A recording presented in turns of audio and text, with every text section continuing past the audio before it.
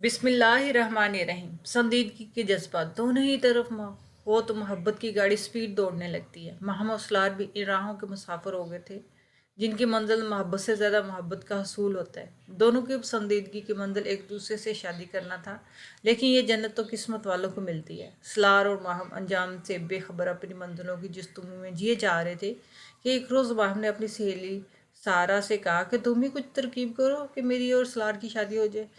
इधर मुझको वालिदैन अपनी मर्जी बताने से डर लगता है और उधर सलार भी इसी मुश्किल में फंसा हुआ है। उसके वालिदैन खालस त्याती हैं, वो कभी मुझे अपनी बहू बनाना पसंद नहीं करेंगे।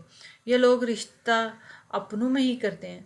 तेरी मोहब्बत की कहानी तो बड़ी रवायती है बनो, अगर हौसला ना हो तो दरिया में उतरा नहीं करते। चलो हल निकालते तुम्हारे मसले का, तुम अहमियत तो पूरा कर लो और मुझको अपने गुलफाम से मिलवाओ जिससे शादी करने की आरजू है।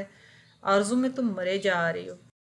रही उस लार गांव से पढ़ने आया हुआ था, लिहाजा अपने वालिद के एक दोस्त के मकान में क़याम पजीर था। गांव से वो एक मुलाजिम भी लाया था जो उसका खाना पकाता था, देखकर काम करता था। गाड़ी उसको इसकी उसी अंकल ने दी हुई थी, जब ज़रूरत हो तो ले लिया करो।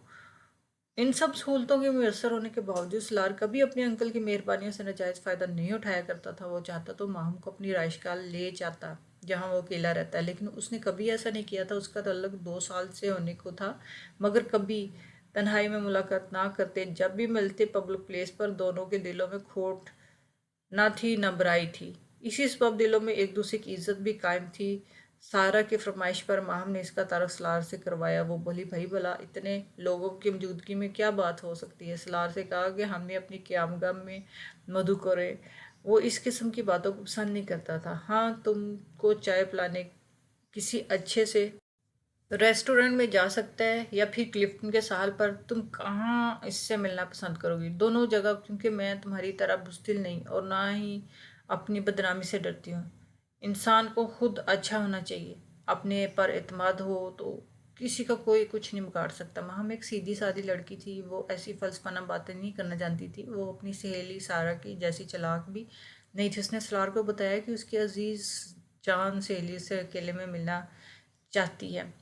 क्या वो तुमको माइनस करना चाहती है? नहीं बाबा, फिर तो मुझे बख्शो बीबी, मैं इससे मिले बगैर ही मिला। ये बात सलार ने कुछ इस अंदाज से कही कि कहीं माहम हंस पड़े। हंस क्यों रही हो? मैं तो इसी वजह से तुम्हारी सहेली से मिलना चाह रहा था कि इसके ज़रिए हम आसानी से मिल सकते हैं। तुम मेरे साथ अकेले शहर को जाने से हिचकिचाती हो, जब हम तीनों होंगे तो नहीं हिचकिचाओगी। खैर, इसके बाद माहम और सलार की मुलाकातें आसान होगी। पहले वो यूनिवर्सिटी की हद तक बातचीत करते थे, अब सारा हमरा होती है तो बाहर भी मिलने में आसानी हो जाती, क्योंकि सारा इन दोनों के राब्ते दरमियान राब्ता बन गई थी। वो इन दोनों के को मुलाकात के लिए मौके फराहम करवाती, लेकिन खुद भी इनके साथ होती। माहम तो पहले ही सारा की गरीदा थी, अब और एहसानमंद थी। माहम खूबसूरत थी, लेकिन बहुत ही सादा तबीयत और ध्यानधाराना सोच की मालिक थी। बल्कि सारा कदरे चालाक और फैशनेबल थी। वो हमा वक्त खुद पर तवज्जो मरकूज़ रखती और अपनी आप को नंग संग से दुरुस्त रखती। अपनी दबती सूरत की सबब उसकी शख्सियत में एहसास कमती ने जगह पा ली थी, जिसको वो अपने लिबास मेकअप से पूरा करने की कोशिश करती। बात भी खूब चटक मटक वाली करती थी, तभी महफिल में माहम से ज़्यादा तवज्जो का मरकज़ बन जाती। दरअसल वो कभी ये बर्दाश्त न करती थी कि माहम के मुकाबले में कोई इसको मद्देनज़र अंदाज करे। अगर ऐसा महसूस करती तो उसे बहुत ज़्यादा अफसोस हो जाती थी। अपनी ये दोस्त माहम को बहुत प्यारी थी, वो उसकी अफसरदगी नहीं दे सकती थी।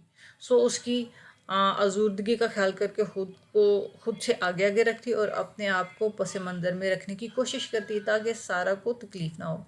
जब यूनिवर्सिटी में सलार फ्री वक्त में डिपार्टमेंट आता तो वो सारा की तारीफ़ करते ना थकती थी। शौहरी तौर पर इसके दिल में सहेली के लिए जगह बनाने की सही करती, ताकि सलार भी इसको उतनी ही अहमियत दे जितनी वो देती है। वो साथ होती तो सलार को मौका देती कि वो इससे बात कर और ख़ुद अपनी तवज्जो इधर उधर कर लेती। सलार माहम की इस मजबूरी को समझता था, तब भी सारा को तवज्जो देता और इससे खूब गपशप करता।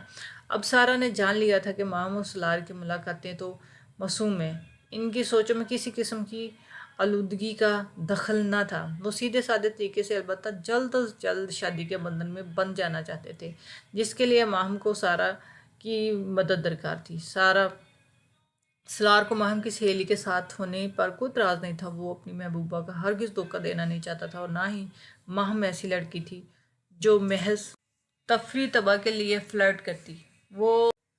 وہ تو خود کو اس کی شریک حیات دیکھنا چاہتی تھی۔ بے شک یہ دونوں شادی کے خواہاں تھے، لیکن ان کے گھر والے ارجنٹ ڈال رہے تھے۔ ان کو رضا بند کرنا کچھ آسان نہیں تھا۔ ایک طرف شہری اور دیہاتی زندگی کا تضاد، تو دوسری طرف ماہم کے خاندان میں ایک سے ایک اچھے رشتے موجود تھے، جبکہ ماہم کسی رشتے پر راضی نہیں تھی۔ جس دل کو کسی کی لگن لگی وہ اس کے ساتھ زبردستی کا سودا نہیں کیا جا سکتا۔ والدین کے انکار پر جب وہ اس کے اداس اور مردہ رہنے لگی تو ماں باپ کو اس کے بارے میں سوچنا پڑا۔ آخر وہ ان کے دل کا ٹکڑا تھی، وہ والدین کی اس کی خوشی عزیز تھی۔ وہ اس بات پہ حق بچا تھے کہ اپنی پسند کی کسی شریف لڑکے کے ساتھ زندگی گزار سکے۔ کسی اور سے اس کی زبردستی شادی پر مجبور کرنا والدین کو اپنا ظلم لگا۔ جب دیکھا کہ بیٹی بیمار پڑ گئی تو انہوں نے بھی ہار مان لی، اور سلار کو گھر بلا کر ماہم کے والد نے اس کے ساتھ بات چیت کی۔ انہوں نے لڑکا پسند کر لیا، لیکن اس کے سامنے ایک شرط بھی رکھ دی کہ اگر وہ اپنے والدین کو راضی کر لے تو شادی ہو سکتی ہے۔ مشکل سلار کی طرف سے تھی۔ ادھر ماہم کا دم لبوں پہ اٹکا ہوا تھا۔ امید و وہم کی کیفیت نے اسے اور بیمار کر ڈالا تھا۔ کیا خبر سلار کے والدین راضی ہوں یا نہ ہوں؟ وہ بار بار سارا سے کہتی، ابو نے کیسی شرط لگا دی، جانے بوجھ بھی کہ سلار کے والدین راضی نہیں ہوں گے، اس کا مطلب تو انکار ہی ہوا نا۔ سب ٹھیک ہو جائے گا، ذرا صبر کرو، میں سلار کو سمجھاتی ہوں اسے کیا کرنا چاہیے کہ اس کے والدین بھی راضی ہو جائیں۔ سارا اس کو تسلیاں دیتی۔ بالآخر سلار نے وہی حربہ استعمال کیا، کھانا پینا چھوڑ دیا، اور ایک روز بیگ میں چند کپڑے جوڑے رکھ کر گھر والوں سے کہا کہ وہ ہمیشہ کے لیے ان کا گھر چھوڑ کر جا رہے ہیں۔ اگر اس کو روکنے کی کوشش کی تو وہ خودکشی کر لے گا۔ والدین نے جانتے تھے کہ لڑکا جوان ہے، اسے خودکشی کرنے میں کیا ضرورت ہے۔ اگر وہ خود جا کر شہر میں اس لڑکی سے نکاح کر لے تو بھی تو اس کو کوئی نہیں روک سکتا، بیٹا ہاتھ سے نکل جائے گا اور کچھ حاصل نہ ہوگا۔ سلار کے والد نے سوچا۔ بیوی نے بھی شوہر کو سمجھایا، اور وہ نئے زمانے کے بچے ہیں، ان پر ہم زبردستی مرضی نہیں ٹھونس سکتے۔ یوں سلار کے والد ماہم کو بہو بنانے پر راضی ہو گئے اور رشتے کا پیغام لے کر ماہم کے والدین کے پاس چلے آئے۔ تھوڑی سی ہیلو ہجت کے بعد رشتہ منظور کر لیا گیا۔ منہ میٹھا کرانے کو مٹھائی منگوا لے گی اور رسم منگنی تک مقرر ہو گئی۔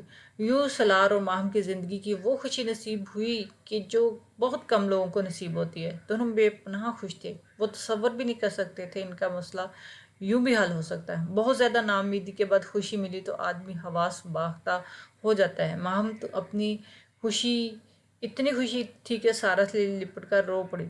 سارا کہتی، ماہم تم بھی عجیب لڑکی ہو، لوگ خوشی میں کہکے لگاتے ہو، تم رو رہی ہو۔ منگنی کے بعد دونوں کا آپس میں ملنا دشوار ہو گیا تھا۔ خاندان روایت کے مطابق اب شادی تک وہ نہیں مل سکتے تھے۔ دونوں خاندان میں یہی روایت کے پابند تھے۔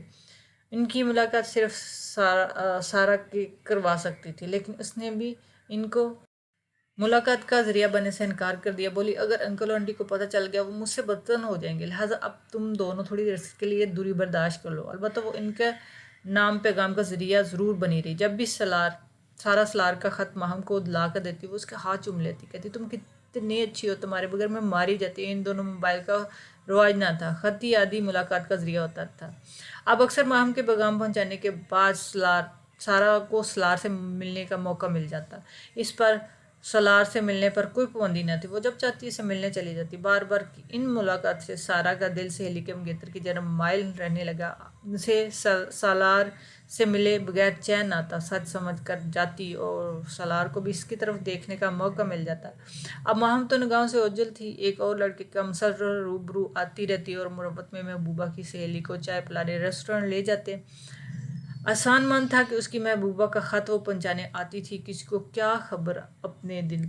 مجبوری سے بھی آتی تھی۔ وہ اکثر اسے کلفٹن لینے چلنے کی فرمائش کرتی۔ گاڑی میسر تھی، سلار کو انکار کیے بنا نہ مانتی۔ اس نے محسوس کر لیا یہ دیوانی لڑکی اس کی قربت میں نہال ہو گئی ہے۔ خوب چہک چہک کر باتیں کرتی، سیر کے وقت کو طول دینے کی کوشش کرتی۔ شام سے رات ہو جاتی، کبھی یہ کہتی کہ ذرا اور ٹھہرو، ابھی سیر سے جی نہیں بھرا، تمہارا کون سا ایسا کام ہے جو رکنے والا، جلدی کی دہائی مچا دیتے ہو۔ یہ گھومنا پھرنا کبھی کبھار تھا، اب روز ہونے لگا۔ ایم اے کے امتحان ہو چکے، رزلٹ بھی آ گیا تھا۔ سلار اسی شہر میں ہی نوکری کی تلاش میں تھا۔ باقی وقت بور ہوتا۔ ماہم سے تو پردہ ہو گیا تھا، اس کے گھر جاتا بھی تو وہ اپنے والدین اور بھائی کے لحاظ کی وجہ سے اس کے سامنے نہیں آتی، لہٰذا یہ خلا سارہ کی کمپنی سے پورا ہونے لگا۔ ادھر سارہ کی زندگی بھی بے رنگ تھی سوائے تنہائی کے جو اسے تھکا دیتا تھا۔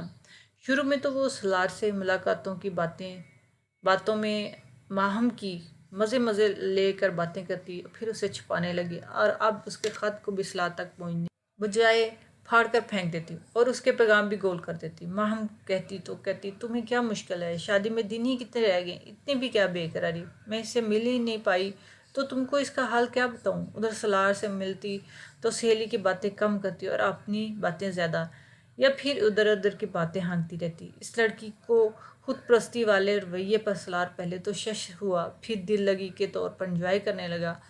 اس نے سارہ کے سامنے اپنی منگیتر کا ذکر کرنا چھوڑ دیا اور اس کی ذات کو مد نظر رکھنے لگا۔ وہ محض سارہ کو خوش کرنے کے لیے ایسا کر رہا تھا، لیکن یہ لڑکی اسی دھیان میں ایسی پکی ہو گئی کہ ماہم کو اپنا رقیب سمجھ لیا اور اس کو سلار سے دور کرنے کے طریقے سوچنے لگی۔ دونوں خوب گھومتے پھرتے آپس میں یوں وقت بتاتے جیسے ان دونوں کے درمیان ماہم تھی ہی نہیں۔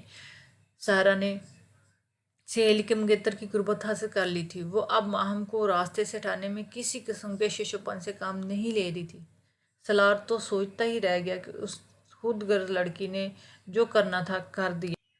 ایک دن اس نے گھر میں اپنی سالگرہ کی تقریب رکھی اور ماہم کو بھی مدعو کیا۔ اس نے ہوشیاری سے ماہم کی پلیٹ میں کچھ ایسی شے ملا دی کہ کھانا کھانے کے کچھ ہی دیر بعد اس کی طبیعت خراب ہونے لگی۔ اس نے تقریب کی خوشی کو مد نظر رکھتے ہوئے کسی سے کچھ نہ کہا اور سارہ سے جلد اپنے گھر جانے کی التجا کی۔ سارہ تو چاہتی یہی تھی کہ وہ جلدی سے جلدی اپنے گھر چلی جائے۔ اس نے اپنی گاڑی میں ماہم کو اس کے گھر بھجوا دیا۔ گھر جا کر اس کی طبیعت سنبھلنے کے بجائے اور خراب ہو گئی اور اسے متلی ہونے لگی۔ تو اس کی ماں نے کہا کہ بیکری کی چیزیں کھانے سے شاید تم کو فوڈ پوائزننگ ہو گئی ہو، میں ابھی تم کو ہاسپٹل لے چلتی ہوں۔ وہ پڑوسن میں گئی تاکہ شوہر اور بیٹے کو فون کر کے کہے۔ وہ دکان بند کر کے گھر جلدی پہنچے۔ ماہم کو ہاسپٹل لے کے جانا دکان زیادہ دور نہ تھی، لیکن باپ اور بھائی کے آتے آتے ماہم نے گھر میں ہی دم توڑ دیا۔ کسی کو یقین نہ آتا تھا کہ اتنی جلدی اس دنیا سے چلی جائے گی۔ ان لوگوں نے سارہ پر شک ہی نہ کیا، یہی سمجھا کہ اتفاق سے اس کی بیٹی کو زہر خوانی کا لقمہ بن گئی۔ انہوں نے رو دھو کر بیٹی کو دفنا دیا۔ عجیب اتفاق تھا کہ جس روز اس کو دفنایا گیا ایک ہفتے بعد اس روز اسے دلہن بننا تھا۔ لوگوں نے نصیب کا لکھا سمجھ کر والدین کو صبر کی تلقین دی، مگر ماہم کی موت کی خبر سلار پر بجلی بن کر گری۔ وہ درحقیقت اس سے محبت کرتا تھا، سہیلی تو محض دل لگی میں پھنس گیا تھا۔ وہ بہت افسردہ تھا، خوب جی بھر کر رویا۔ اس کے آنسو پونجھنے اور اس کو تسلی دینے والی بھی سارہ ہی تھی۔ سلار نے سارہ پر شک نہ کیا کہ وہ اپنی سہیلی کو زہر دے کر موت کی نیند سلا سکتی ہے۔ وہ بھی اس کی بہترین سہیلی تھی، وہ سوچ بھی نہیں سکتا تھا بہترین سہیلی جو ہمہ وقت ماہم کی آستین میں رہتی اسے ڈس لے گی۔ کچھ دنوں وہ بے حد افسردہ رہا۔ اس دوران وہ سارہ سے مل کر ہی سکون دل تلاش کرتا تھا۔ بالآخر اسے سکون دل میسر آ ہی گیا۔ اس نے سارہ کو اپنا دلی اور روحانی سہارا بنا لیا اور اس کے ساتھ شادی کر لی۔ ماہم تو اس دنیا میں نہ رہی۔ اب اگر اس کو کسی اور لڑکی سے سکون مل سکتا تھا تو وہ اس کی پیاری اور عزیز جان سہیلی سارہ تھی۔